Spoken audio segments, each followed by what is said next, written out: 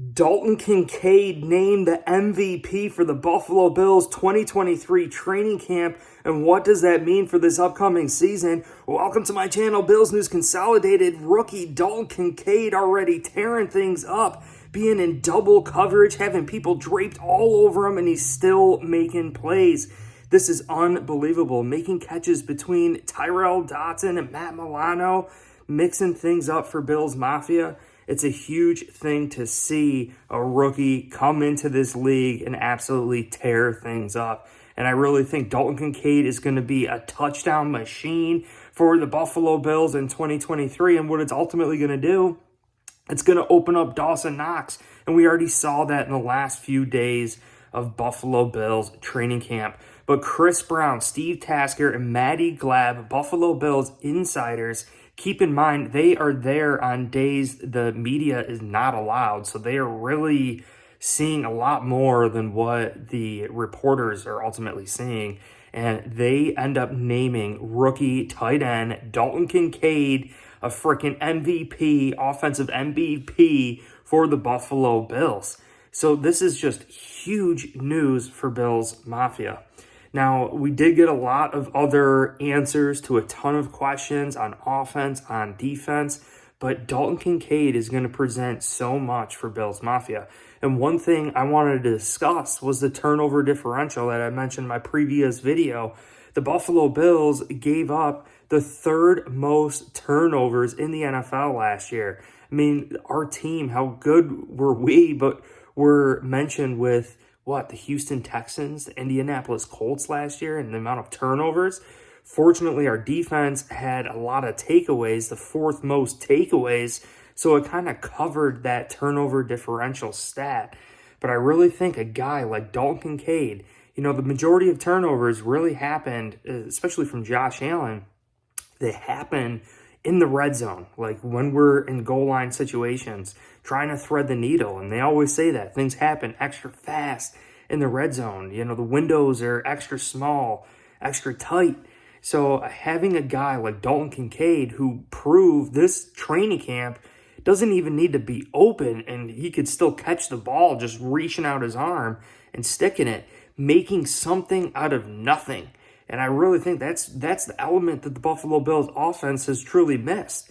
Yes, we got Stephon Diggs, tactical machine and freaking route running, having an answer to no matter what presents him in a game, no matter what skill set presents him in the game.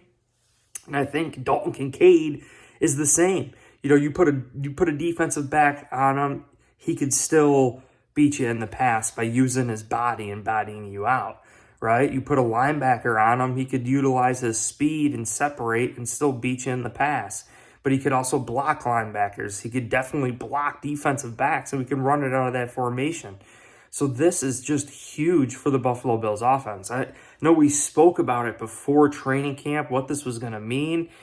We weren't really sure if Dalton Kincaid could bring that his rookie year, but the proof is there. This year's training camp completely proved that Ken Dorsey's going to be able to run this offense, this mix between 11 and 12 personnel, this 11 and a half personnel that we're calling it here in Buffalo, the chicken wing style freaking offense with Dalton Kincaid and Dawson Knox and all these other weapons, and hearing that they also named Gabe Davis the most consistent player at camp. Gabe Davis, the most consistent player at camp. And how hyped they were seeing a healthy Gabe Davis. And, this is just going to open up this offense so much more. You cannot focus just on Stephon Diggs anymore. We truly have multiple threats on this team. And, going back to Dawson Knox, and I think Dawson Knox is ultimately going to, not even be covered, or he's not going to face the intense matchups that he's faced in the past. I think they're definitely going to be putting their best linebacker on Dalton Kincaid, right? So I really think it is going to free up a guy like Dawson Knox. And you saw it in the final practice. Chris Brown reported that the defense really had their eyes on Dawson Knox and Dalton Kincaid, and Latavius Murray slipped out of the backfield. This is Latavius Murray now, slips out of the backfield, catches check down pass from Allen, and he takes it 70 yards. So, I mean, this isn't even James Cook. James Cook would have freaking pieced out, you know? So I think having a Latavius Murray slip out of the backfield like that, having all the attention on the defense, all these weapons, and our defense is great. I mean, come on now. And they hit it to Latavius Murray, and he takes it to the house for 70 yards. I mean, that's huge. It's absolutely huge. So, but a lot of other things got answered this year's training camp, like Leonard Floyd, even Shane Ray really did well. Both additional free agents to this defensive end group. And Leonard Floyd was really, really impressive. And I think some other players here with Taylor Rapp, trying to figure out how we were going to utilize Taylor Rapp. He is going to be that Swiss Army knife. He could play safety. He could play nickel. He could fill in for linebacker. We get an answer on Dorian Williams, whether he was going to be their starting middle linebacker. Sean McDermott opts to have him back up Matt Milano this upcoming season. You know, and I think that's definitely a smart move.